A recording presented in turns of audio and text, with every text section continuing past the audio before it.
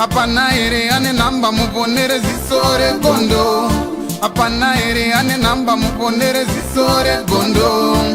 Pane masele bagabuda offside nezuro. Pane masele bagabuda offside nezuro. Eti noi now. Peshona kwete chindau.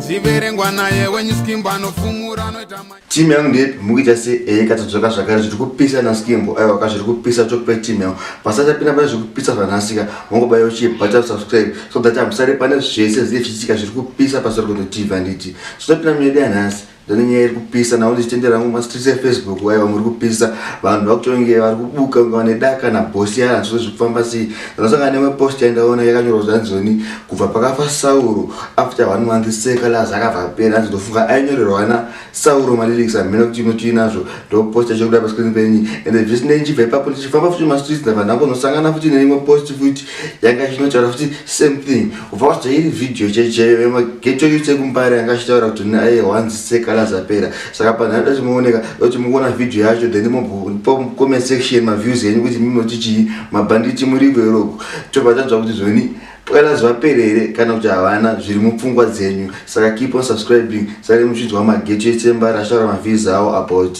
boss ya Sekalazi etamva machuzo kuti album rise mu comment section saka namushika muchinochera zviri kupisa na skimbo inanyara Sekalazi anyara Sekalazi mati Sekalazi apera ani apera uni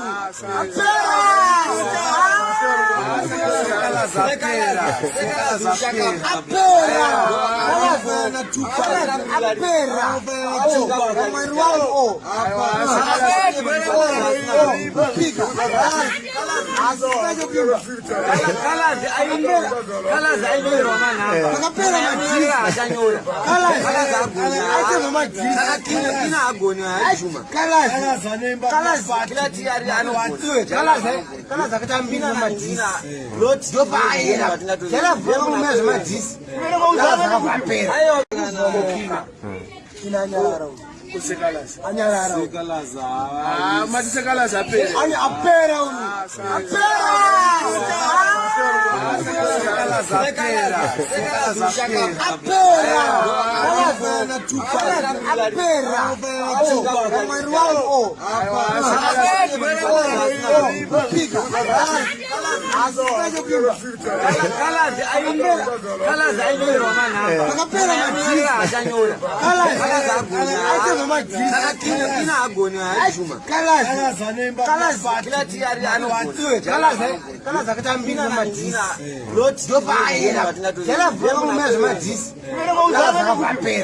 Apana ere ane namba muponere zisore gondo.